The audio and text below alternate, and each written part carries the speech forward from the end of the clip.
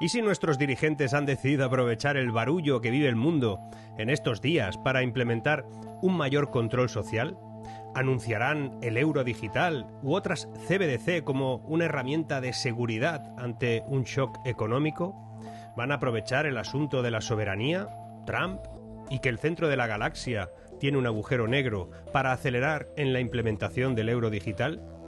No te vayas porque voy a explicaros por qué menos cloroformo y más cócteles Molotov. Voy a demostraros que eso que dicen de que no hay por qué preocuparse es el mayor aviso para ponerse en alerta. Voy a traeros ejemplos históricos de aquello que dicen que nunca pasó y por eso dicen nunca pasará. Os voy a dar herramientas para llenar de combustible inflamable vuestro arsenal. Lo dicho, quédate, que lo de hoy también te interesa.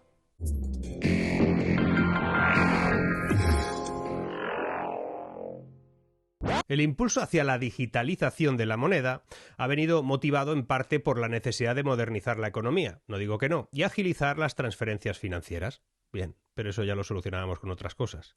Las CBDC por eso son básicamente versiones digitales de la moneda estatal emitidas y respaldadas por un banco central.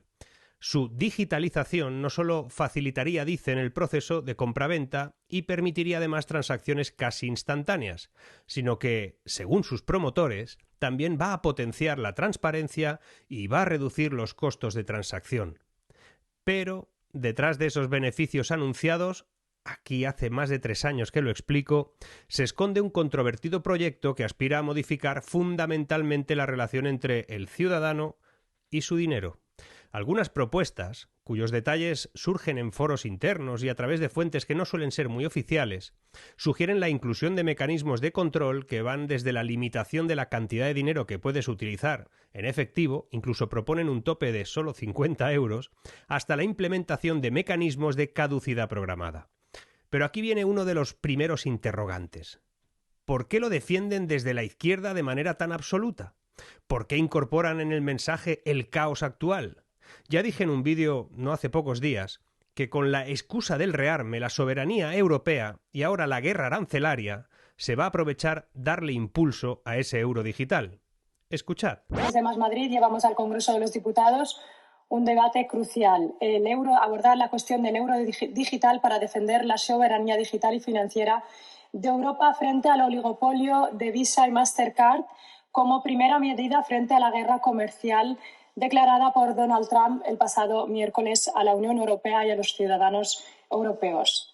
Pedimos al Gobierno de España que impulse la fase de decisión en el seno de la Unión Europea, que se adopte ya el marco legislativo cuanto antes y que se prepare a la ciudadanía en esta era digital como ya lo hicimos con el euro físico en el año 2002. El euro digital es una moneda digital emitida por el Banco Central Europeo, conocido como el BCE. Es decir, sería lo mismo que el dinero público, es decir, sería lo mismo que los billetes y las monedas, pero disponible en forma digital. El euro digital debe ser una herramienta pública, europea y segura. Era la portavoz de Más Madrid. Antes de seguir, déjame contarte que este vídeo está patrocinado por Trade Republic, el neobank alemán que te da un 2,53% de interés anual por el dinero que tienes en tu cuenta, sin condiciones raras y con pagos mensuales. Así, tal cual. Si buscas una app fácil, con bajas comisiones y montones de activos para invertir, Trade Republic pues es lo que necesitas. Escanea el QR de la pantalla, usa el link que te dejo abajo para que sepan que vienes de mi parte y arranca hoy mismo.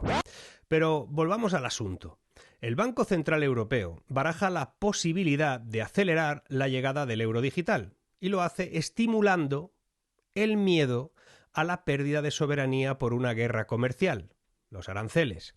Y aquellos que lo aplauden son, como habéis visto, a los que les gusta más el colectivismo, más Estado, intervencionismo, expolio fiscal permanente y creciente. Detrás de esa idea, aparentemente técnica, late un objetivo político muy claro: reducir la dependencia de sistemas de pago controlados por empresas estadounidenses. Eso es así como lo venden. Y además sortear restricciones unilaterales a países o sectores que comercien con Europa y, en última instancia, aspirar a que más actores internacionales opten por guardar todo eso en euros y no solo en dólares en cuanto a sus reservas monetarias. Y aprovechando que el Pisuerga pasa por Valladolid, nos dirán que el euro es una herramienta necesaria e ineludible. De ahí que el discurso será un continente, un ejército y una moneda digital única. Son los nuevos tiempos, amigos, y nos lo van a vender así. Entre los defensores del euro digital, violentos mensajeros del orden establecido, dicen que todo aquello que se achaca a esa moneda digital es falso o no será. Para demostrarlo, suelen decir que no se va a ejercer control ni va a tener caducidad, y para demostrarlo hablan de que no hay nada en la historia que demuestre que eso se pueda hacer o que se haya hecho. Pero la idea de controlar el uso del dinero, queridos amigos, no es nueva. A lo largo de la historia se han implementado diversas estrategias para evitar la acumulación excesiva de capital o para estimular la actividad económica en momentos de crisis. Con esas excusas ya se ha hecho todo esto. En el antiguo Egipto, durante el siglo III a.C., se utilizó una forma de moneda conocida como ostraca, fragmentos de cerámica inscritos con marcas, que funcionaban de manera estacional. Esos dineros, por decirlo de alguna manera, perdían valor de forma natural tras eventos cíclicos como las inundaciones del Nilo, que condicionaban su uso en el pago de impuestos. Esa temprana forma de control monetario ya sugería que la acumulación sin consumo podía tener efectos indeseados sobre la actividad económica. De hecho, un ejemplo notable es el de la pequeña localidad de Wörgl, en Austria, que durante la década de 1930 ya puso una estricta política de lo que se llama Demurrage. La moneda local de entonces llevaba una tasa de depreciación mensual del 1%, lo que obligaba a los ciudadanos a gastar su dinero rápidamente si querían mantener su poder adquisitivo en sus ahorros. Los resultados fueron sorprendentes. El desempleo se redujo en un 40% y la actividad comercial aumentó en un 220%. Todo bueno, ¿verdad? Pero esas medidas fueron vistas como, y lo fueron, una amenaza para el sistema monetario tradicional y fueron prohibidas por el Banco Central Austriaco. Más recientemente, otra iniciativa, la Bristol Pound, en el Reino Unido, una moneda complementaria e implementada entre 2012 y 2020, hace 4 días, se introdujo la idea de que una divisa local podría tener un carácter transitorio al requerir su renovación anual mediante un pequeño pago a una ONG local. Ese ejemplo lo que resalta es que la caducidad del dinero puede fomentar la circulación, sí, pero refleja una tensión absolutamente inherente al control social, ¿no? De ahí que deberíamos de tener y revisar con mucho cuidado todo eso de se podrá hacer, pero no lo haremos. Porque si volvemos a nuestros días, entre las propuestas más controvertidas figura la idea de establecer un mecanismo de expiración, de caducidad para el dinero digital. Tal tecnología, que se asemeja al concepto que os decía hace un momento, el demurrage, descrito con experimentos históricos, obligaría a los ciudadanos a gastar su dinero antes de que alcance una fecha de caducidad similar a cómo expiran ciertos productos perecederos como los yogures. La intención es doble. Por un lado, aumentar la velocidad de circulación del dinero y por otro, estimular el gasto de los particulares, obligando incluso a incurrir en gastos en momentos de recesión económica o cuando uno no quiera. Otro mecanismo que se ha debatido en la aplicación de este tipo de monedas es el tipo de interés negativo.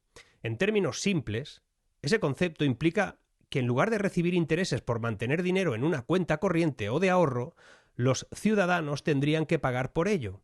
Los tipos de interés negativos se han aplicado en algunas economías, en algún momento. O sea, eso de que no ha pasado nunca es mentira.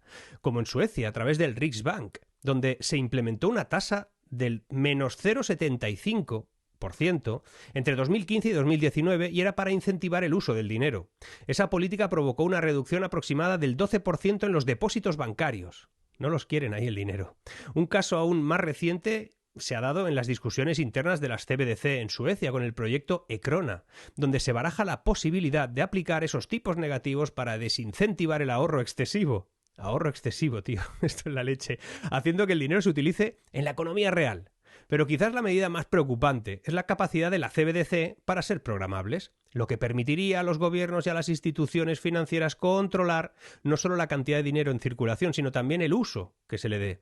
El caso del yuan digital en China es muy ilustrativo. Ese sistema ya integra restricciones programables, como limitar las transacciones diarias de ciertos ciudadanos o condicionar la utilización de subsidios estatales a compras de bienes específicos.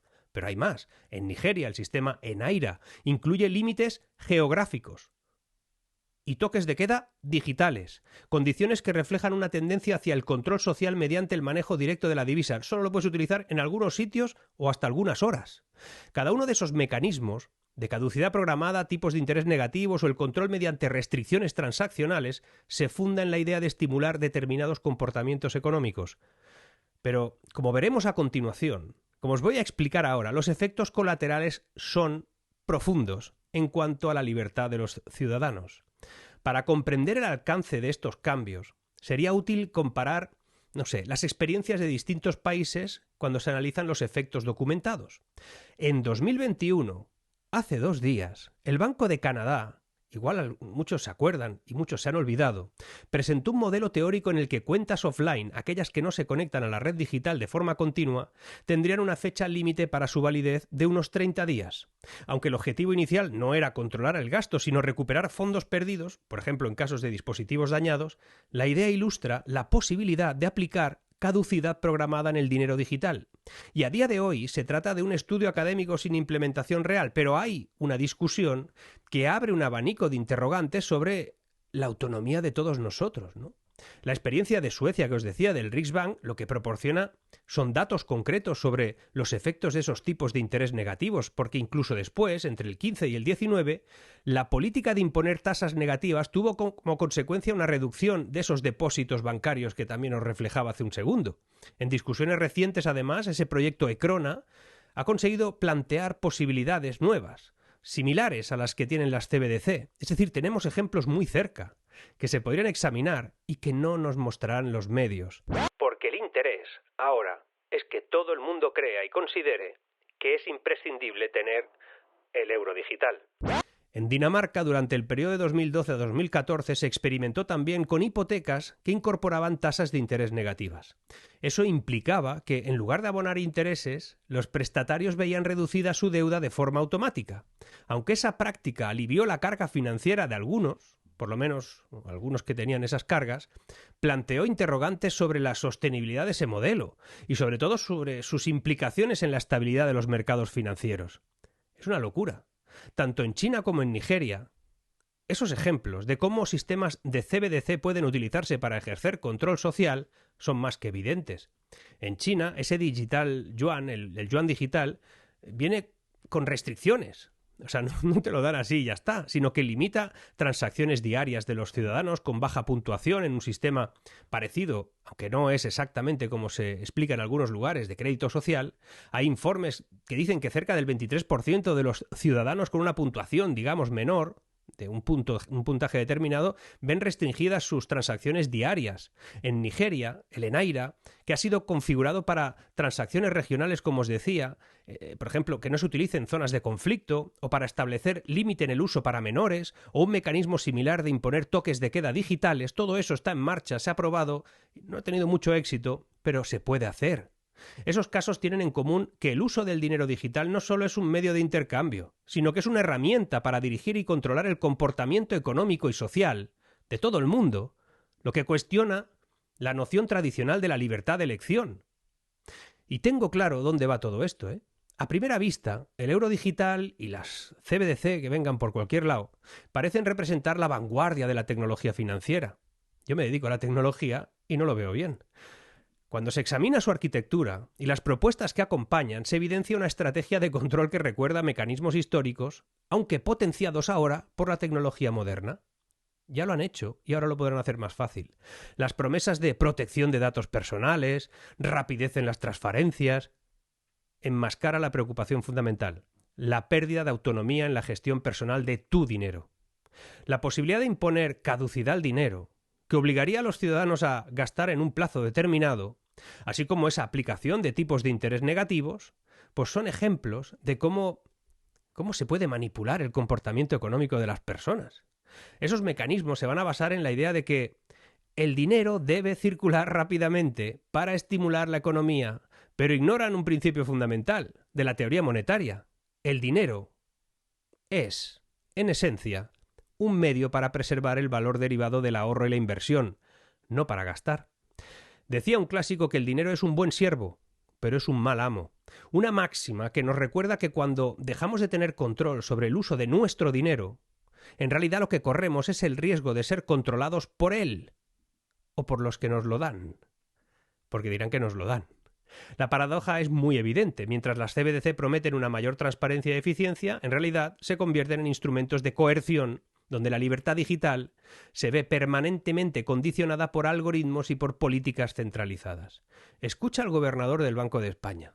Muy interesante. El euro digital simplemente es exactamente igual que en este momento utilizamos un billete para pagar en euros y tiene todo el respaldo del Banco Central Europeo y del Banco de España en este caso y todo lo que supone en términos de seguridad y de respaldo que hay detrás. Esto es un poco técnico, pero confiamos en el euro porque está el Banco Central Europeo detrás del euro por distintas vías. Es decir, será, digamos, lo equivalente en términos digitales a lo que hoy es un billete en circulación y nos permitirá hacer pagos en toda Europa digitalmente con toda la confianza que te da un billete ahora, pero hacerlo por instrumentos digitales y por distintos canales. Pues eso, que no tengo muy claro que realmente sepa de lo que está hablando. El control monetario no es nuevo. La idea detrás de la caducidad programada y los tipos de interés negativos tienen antecedentes claros en experiencias pasadas como os he explicado.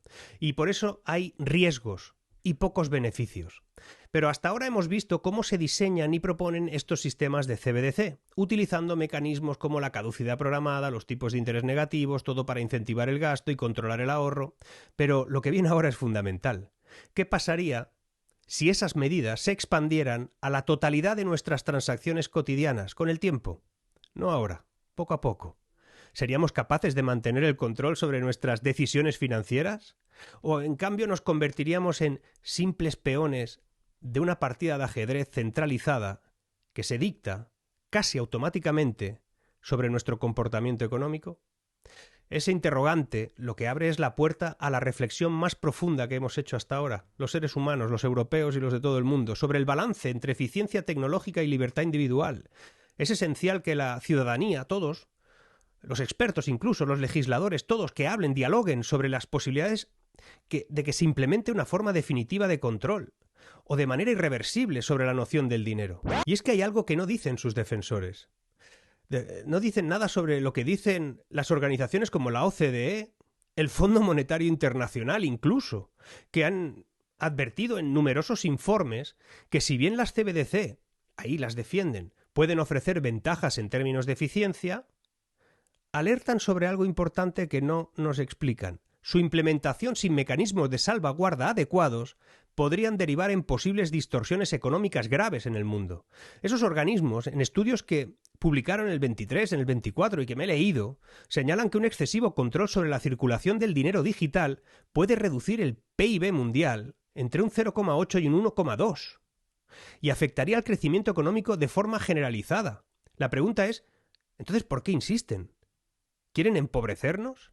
¿Tiene algo que ver esta filosofía de algunas élites sobre lo que significa el decrecentismo?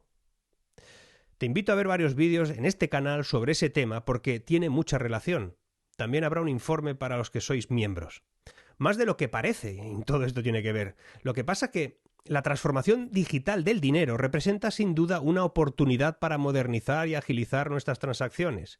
Pero, sin embargo, la historia y la evidencia contemporánea, como hemos visto, nos advierten sobre los riesgos inherentes de un control excesivo del dinero por parte del Estado y por parte de los bancos centrales.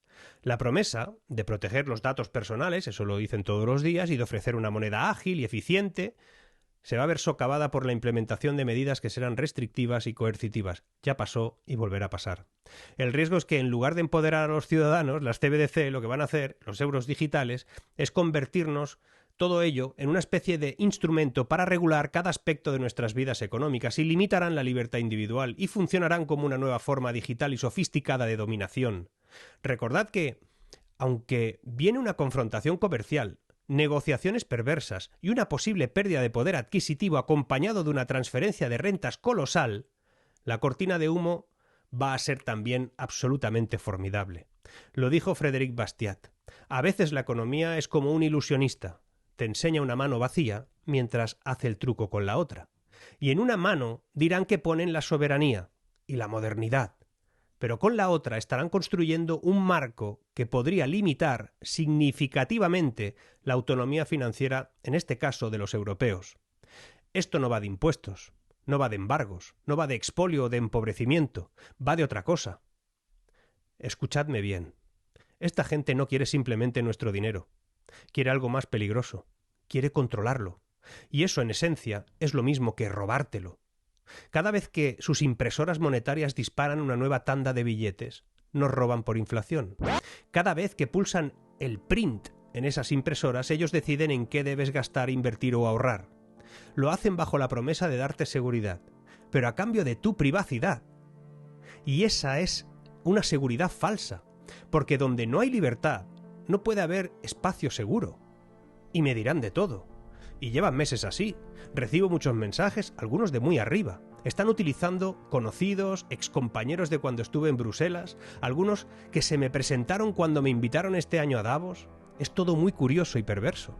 Y comprendo qué peligroso, porque escucharéis 1000 versiones, 1000 mensajes que dirán que no es para tanto, que si se nos está yendo la bola a los que estamos en contra del euro digital. Utilizarán el mecanismo habitual de ridiculizar, desacreditar o incluso cosas mucho más serias para desmentirnos. Pero he estado ahí, sé de lo que hablo, conozco sus planes y tengo claro que no son buenos, no para los que amamos la libertad. En serio. Mucha gente no sabe qué es esto, ¿eh? O tienen versiones sesgadas, poco elaboradas, en contra incluso. Hay que estudiar. Hay que construir un mensaje robusto en contra del euro digital, porque se aprovecharán de quienes solo repiten lo malo que es, y que lo hagan sin consistencia argumental. He intentado hoy ser exhaustivo, comparativo y didáctico. No caigas en sus recomendaciones bondadosas. No lo hacen por ti. Pregúntate varias cosas antes de empezar a ponerte ahí. ¿Cuándo han mirado esta gente por nosotros? ¿Cuándo nos empobrecían emitiendo deuda descontroladamente? ¿Cuando el Banco Central Europeo compraba toda esa deuda? ¿Cada vez que tu dinero perdía valor? ¿Cuando decían que lo hacían por nuestro bien? ¿Cuándo te encerraron? ¿Cuándo? Exactamente cuándo miraron por nosotros. No les creas, son los mismos que nos llevaron hasta este barrizal y que van a utilizar el fango que hay ahora mismo en el mundo para colártelo. Son los mismos que decían saber lo que hacían entonces. No han cambiado, son exactamente los mismos, por eso, porque son los mismos, di no a sus monedas espía. Usa efectivo, resiste, no obedezcas. Decía Thomas Jefferson que cuando la injusticia se convierte en ley, desobedecer se convierte en deber. Seguimos.